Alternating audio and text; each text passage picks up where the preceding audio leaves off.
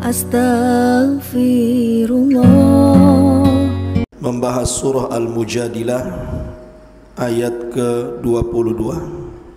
Allah Subhanahu wa taala berfirman, "La tajidu qauman yu'minuna billahi wal yawmil akhir yuwadduna man hadallaha wa rasulahu walau kanu aba'ahum aw abna'ahum aw ikhwanahum aw ashiratahum ulaika kataba fi qulubihimul iman wa ayyadahum bi ruhim minhu wa yudkhiluhum jannatin tajri min tahtihal anhar khalidina fiha radiyallahu anhum wa radu an ulaika hizbullahi ala inna hizballahi humul muflihun."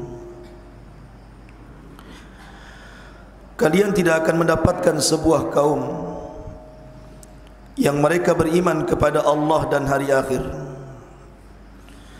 kemudian mereka berkasih sayang dengan orang-orang yang menentang Allah dan Rasulnya, walaupun mereka adalah bapak-bapak mereka, anak-anak mereka, saudara-saudara mereka atau keluarga mereka, karena Allah sudah menanamkan pada hati-hati mereka keimanan dan Allah kuatkan dengan pertolongan Allah. Kemudian kelak Allah masukkan mereka ke dalam surga yang mengalir di bawahnya sungai-sungai. Mereka kekal di dalamnya. Allah pun redha kepada mereka, mereka pun redha kepada Allah. Merekalah kelompok Allah. Ingatlah sesungguhnya kelompok Allah, merekalah orang-orang yang beruntung. Surah Mujadilah ini ayat 22 ada asbab nuzulnya, ada sebab turunnya. Dan sebab turunnya kepada seorang sahabat Nabi sallallahu alaihi wasallam, al-asyaratu al-mubashshiruna bil jannah. Satu di antara 10 sahabat yang dijanjikan masuk surga. Dialah aminu hadhil ummah. Aminnya orang ini, aminnya umat ini maksudnya orang yang terpercaya dalam umat Islam, Abu Ubaidah ibnul Jarrah. Abu Ubaidah ibnul Jarrah ini salah seorang sahabat Rasul yang mula-mula masuk Islam. Bahkan dia orang kelima yang masuk Islam setelah Abu Bakar dari kalangan orang dewasa, kemudian Ali dari kalangan anak-anak, dan Zaid ibnul Harithah dari kalangan budak. Kemudian Sa'ad bin Abi Waqqas, dan yang kelimanya adalah Abu Ubaidah ibnul Jarrah, masuk Islam di tangan Abu Bakar Siddiq radhiyallahu anhu. Ketika terlibat dalam peperangan pertama kali, perang besar yang dicatat dalam sejarah, bahkan diabadikan dalam Al-Quran, idza jaa nasrullahi wal fath, apabila datang pertolongan Allah, maksudnya perang Badar Kubra. Abu Ubaidah ibnul Jarrah ini kita tahu tidak pernah luput dari peperangan bersama Rasul, termasuk dalamnya perang Badar. Masalahnya dalam perang Badar ini Abu Ubaidah diuji oleh Allah Subhanahu wa taala dengan sedemikian rupa ujian yang sangat berat. Karena ayahandanya Abu Ubaidah ini terlibat ikut perang dan di belakang tentara Abu Jahal. Sementara Abu Ubaidah ibnul Jarrah berada di barisan Nabi sallallahu alaihi wasallam. Maka dalam peperangan itu ayahnya memang hendak mengincar anaknya saja. Dilihat Abu Ubaidah dikejarnya sama ayahnya, tapi Abu Ubaidah senantiasa menghindar dan tidak mau melayani ayahnya. Sampai suatu ketika tidak bisa terelakkan lagi. Ini sudah berhadapan-hadapan antara ayahnya dengan Abu Ubaidah ibnul Jarrah, sementara ayahnya hendak menyakiti Nabi sallallahu alaihi wasallam.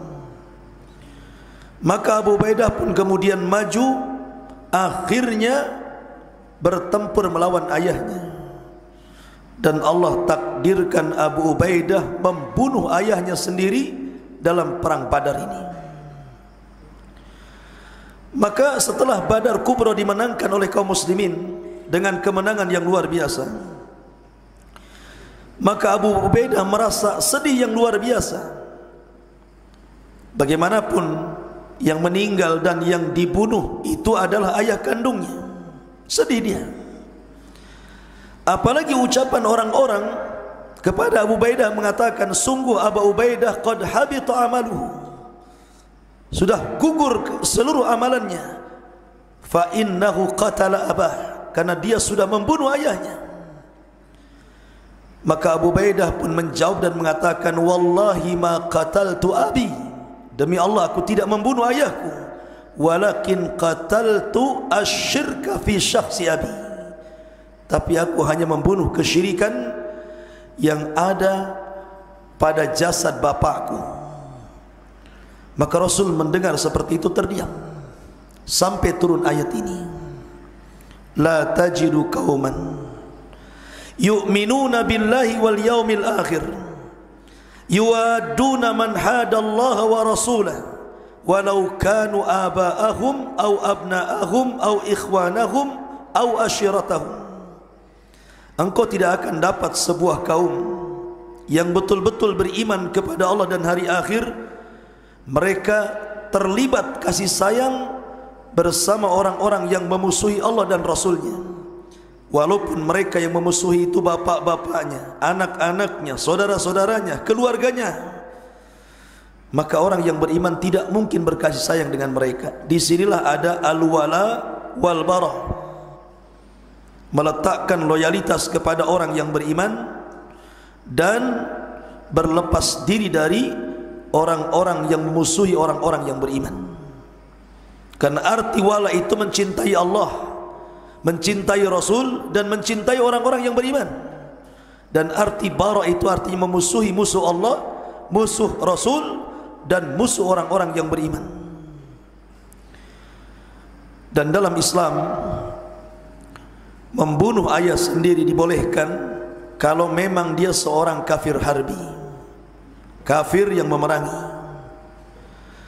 Tapi kalau seandainya dia adalah seorang kafir dhimmi ataupun kafir musta'man atau kafir ahdi, maka haram, tidak boleh. Sebagaimana kisah kemarin Sa'ad bin Abi Waqqas, Allah Subhanahu wa taala turunkan kepadanya, wasahibhuma fid dunya ma'rufa. Tetap walaupun orang tua kafir itu, kita berlaku lemah lembut kepada mereka dengan cara ma'ruf. Masalahnya orang tua Abu Ubaidah ibnul Jarrah ini memusuhi Allah, memusuhi Rasul, mengangkat senjata, ikut terlibat dalam perang. Makanya terpaksa Abu Ubaidah pun membunuh ayahnya. Dan Allah turunkan ayat ini khusus bagi Abu Ubaidah dan akan dibaca sampai hari ini, bahkan sampai kiamat dibangkitkan. Engkau tidak akan mendapati sebuah kaum yang beriman kepada Allah dan Rasul, kepada hari akhir, mereka berkasih sayang dengan orang yang memusuhi Allah dan Rasulnya. Ma'asyiral muslimin yang dimuliakan Allah Subhanahu wa taala, sedikit saya akan menjelaskan biografi Abu Ubaidah ibnul Jarrah. Abu Ubaidah ibnul Jarrah ini terkenal memiliki keutamaan yang luar biasa di hadapan Rasul dan para khulafaur rasyidin. Ketika Rasul meninggal dunia, ketika orang-orang Ansar kemudian ribut ingin memilih Sa'd bin Ubadah menjadi pemimpin pengganti Rasul, datang Abu Bakar, Umar, dan Abu Ubaidah. Tiga orang ini menemui orang-orang Ansar yang sedang rapat.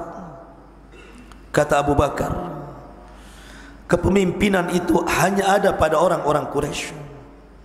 Adapun orang-orang Ansar hanyalah wuzara, pembantu dan menteri-menterinya. Kalau engkau mau, di sebelah kanan saya ada Umar bin Khattab, di sebelah kiri saya adalah Abu Ubaidah ibnul Jarrah radhiyallahu anhu. Pilih salah satu dari keduanya. Artinya Abu Bakar sangat percaya dengan Abu Ubaidah sehingga memilihkan di antara dua manusia mulia siapa yang paling tepat untuk menjadi khalifah sepeninggal Rasul. Walaupun ketika itu Umar menolak dan mengatakan selama ada Abu Bakar aku tidak layak menjadi pemimpin. Maka dia pun membaiat Abu Bakar disusul dengan orang lain. Kemudian di masa Umar sama. Ketika Umar bin Khattab menjelang wafatnya, dia berwasiat dan mengatakan laukana Abu Ubaidillah hayyan, laukana Abu Ubaidillah hayyan, seandainya Abu Ubaidah masih hidup, kata Umar bin Khattab, lastakhlaftuhu, tentu aku akan menjadikan dia khalifah sepeninggalku. Tapi sayang Abu Ubaidah meninggal sebelum Umar meninggal, kena taun. Lah di zaman Nabi SAW dalam perang Uhud, Nabi SAW kan menggunakan pakaian besi, menggunakan helm besi, kemudian terkena pedang di tengah-tengahnya sehingga helmnya belah. Percikan helm itu, besi-besinya nancap di pipi Rasul. Abu Bakar berusaha untuk mencabut tapi tidak bisa. Kemudian Abu Ubaidah datang dan mengatakan, ya Abu Bakrin, biarlah aku yang mencabutnya. Karena takut menyakiti Nabi SAW, dia tidak mencabut dengan tangannya, tapi dia mencabut dengan giginya yang depan. Ketika serpihan satu dicabut, rupanya gigi yang atas rompang, terputus. Kemudian serpihan yang kedua dicabut, rompang lagi, jatuh lagi giginya. Sampai dua gigi Abu Ubaidah jatuh karena mencabut dua serpihan dari pipi Nabi SAW. Tapi Abu Bakar mengatakan, demi Allah aku tidak melihat orang ompong seindah Abu Ubaidah, katanya. Padahal kalau lihat ompong itu kan gimana gitu ya, kayak orang tua gitu. Tetapi Abu Bakar mengatakan, demi Allah ma ra'aitu hataman, aku tidak pernah melihat orang ompong, katanya, ahsan min Abi Ubaidah, lebih baik dibandingkan Abu Ubaidah. Justru makin indah wajahnya setelah dia ompong.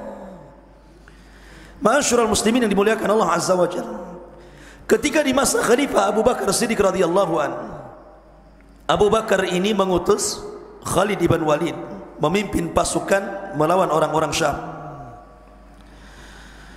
Ketika itu Umar tidak setuju dan mengatakan, ya Abu Bakar, Abu Ubaidah itu lebih dahulu Islamnya dibandingkan Khalid, karena Khalid itu belakangan masuk Islamnya karena masih terfitnah dengan Abu Jahal. Harusnya yang menjadi amir perang itu Abu Ubaidah, bukan Khalid. Tapi Abu Bakar ini cerdas, dia mampu meletakkan orang-orang yang layak diletakkan, dia letakkan. Makanya sepeninggal Abu Bakar, Umar memuji Abu Bakar. Kata Abu Bakar, wahai Umar, betul Abu Ubaidah itu lebih dahulu Islamnya dibandingkan Khalid. Tapi Khalid punya kecerdasan taktik perang yang tidak dimiliki saya, tidak dimiliki anda, tidak dimiliki oleh seluruh kaum muslimin. Kalau kita berdua berada dalam peperangan, saya yakin kita akan memilih Khalid. Akhirnya Khalid pun yang menjadi pemimpin sampai meninggalnya Abu Bakar. Setelah Abu Bakar meninggal, khalifah jatuh ke tangan Umar, diganti oleh Umar. Khalid menjadi mustasyar, hanya sebagai penasihat perang, dan Abu Ubaidah dijadikan pemimpin perang untuk membebaskan Persia dan Syam secara keseluruhan, dan berhasil. Syam dikuasai, semua Syam itu dikuasai kaum muslimin di tangan Abu Ubaidah ibn al-Jarrah. Menunjukkan bahwa kepemimpinan luar biasa Abu Ubaidah ibn al-Jarrah ini. Ketika Amirul Mukminin mendapatkan kabar bahwa Baitul Maqdis sudah jatuh ke tangan kaum muslimin, ketika itu mereka menuntut Umar untuk datang ke Baitul Maqdis, langsung mengambil kunci Baitul Maqdis, langsung mengambil dari uskup yang menjaga Baitul Maqdis. Karena ketika itu Abu Ubaidah ditolaknya karena tidak ada ciri-cirinya dalam kitab mereka. Kemudian beberapa sahabat juga, termasuk Sarahbil, juga ditolak. Ketika Umar datang Rupanya Umar sudah dicatat dalam kitab-kitab mereka bahwa dia yang kelak akan menguasai Baitul Maqdis. Kemudian diberikan kunci itu kepada Umar. Ketika Umar berjalan dengan Abu Ubaidah, Umar itu kan pakaiannya asal-asalan, dia pakaian dari Madinah, berjalan sampai ke Syam, 1 bulan perjalanan tidak ganti pakaian, penuh dengan debu tentunya. Abu Ubaidah sudah mempersiapkan pakaian yang layak untuk menjadi kebanggaan seorang khalifah, sehingga Abu Ubaidah meminta kepada Umar untuk mengganti pakaiannya. Maksudnya kalau pakaiannya agak wah gitu kan, oh ini pemimpin kami bangga. Tapi Umar mengatakan kepada Abu Ubaidah, ya Aba Ubaidah, innallaha a'azzana bil Islam, wa man yabtagil izzata bi ghairi ma a'azzana Allah adhallana Allah. Abu Ubaidah, kita ini dimuliakan bukan karena pakaian, tapi karena Islam. Kalau seandainya kita mencari kemuliaan di luar daripada Islam, kita pasti dihinakan Allah. Biarkan aku seperti ini. Setelah mengambil kunci Baitul Maqdis, Umar pun mampir di rumah Abu Ubaidah. Rumahnya kecil, tidak ada barang-barang berharga, padahal dia jenderal yang memimpin perang menaklukkan satu Syam, termasuk Baitul Maqdis. Sehingga Umar bin Khattab ketika itu meminta kepada salah satu pasukan, "I'tuni bi ta'amikum wa ta'ami Abi Ubaidah." Datangkan kepadaku makanan yang kalian makan dan makanan yang dimakan Abu Ubaidah, katanya. Datangkan kedua makanan itu. Rupanya makanan pasukan jauh lebih lezat dibandingkan makanan yang dimakan keseharian Abu Ubaidah ibn Jarrah. Ketika melihat rumah yang sempit, tidak ada barang berharga satupun, Umar menangis dan mengatakan, demi Allah, kulluna nataghayyar illa anta ya Abu Ubaidah. Kami semua bisa berubah dengan dunia wahai Abu Ubaidah, kecuali engkau tidak bisa dirubah dunia. Menunjukkan bahwa bagaimana tawaduknya Abu Ubaidah ini. Abu Ubaidah itu ikhwan adalah orang yang taat dengan Umar bin Khattab, karena memang dia Amirul Mukminin. Tidak pernah satu pun dia menyelisih Umar, sampai dia berwasiat untuk tetap taat dengan pemimpin. Kecuali satu kali dia tidak taat dengan Umar. Ketika terjadi taun, wabah yang sangat mematikan di Syam, yang disebut dengan tahun Amwas. Mungkin kalau zaman sekarang macam corona gini, wabah yang mematikan luar biasa. Abu Ubaidah itu memimpin 36.000 pasukan. 30.000 meninggal dunia dan 6.000 yang selamat, tidak mati karena taun. Yang mati 30.000 itu gara-gara wabah itu. Tapi yang selamat cuma 6.000. Salah satunya Abu Ubaidah meninggal karena taun. Ketika Umar mendengar di Madinah bahwa taun menyebar di Syam, terutama di Amwas, Umar mengirim surat kepada Abu Ubaidah. Dan dia mengatakan, sesampainya suratku ini wahai Abu Ubaidah, kalau surat ini datang di malam hari, bergegaslah di pagi hari. Kalau surat ini datang di pagi hari, bergegaslah di malam hari, berangkat ke Madinah, supaya engkau selamat dari penyakit taun, dan saya mencintai engkau karena Allah. Tapi apa balasan Abu Ubaidah? Dia mengatakan, ya Amirul Mukminin, tidakkah Rasul bersabda, apabila ada wabah di sebuah kaum, maka yang di dalam jangan keluar, dan yang di luar jangan pernah masuk ke dalam. Dan saya tidak akan meninggalkan Syam, dan saya akan tetap dengan pasukanku. Sesampainya surat itu kepada Umar bin Khattab, menangis Umar bin Khattab. Sehingga orang-orang mengatakan, amata Abu Ubaidah, apakah Abu Ubaidah meninggal dunia wahai Amirul Mukminin? Kata Umar, la walakin qarib. Tidak, dia tidak meninggal, tapi sebentar lagi dia akan meninggal. Selang beberapa hari dari sampainya surat itu kepada Umar, satu keluarga Abu Ubaidah ibn Jarrah meninggal karena wabah taun. Keluarga Mu'ad bin Jabal juga meninggal karena wabah taun. Banyak sahabat-sahabat mulia meninggal karena wabah taun. Dulu taun adalah azab yang Allah timpakan kepada Bani Israel. Tetapi taun bagi kaum muslimin sebuah syahid bagi yang meninggal karena taun. Abu Ubaidah mati syahid karena meninggal di atas taun. Ma'asyiral muslimin yang dimuliakan Allah Azza wa Jalla, inilah di antara al-qasas wal Quran. Subhanakallah bihamdika asyhadu an la ilaha illa anta astaghfiruka wa atubu ilaik. Allahu ta'ala alam. Assalamualaikum warahmatullahi wabarakatuh.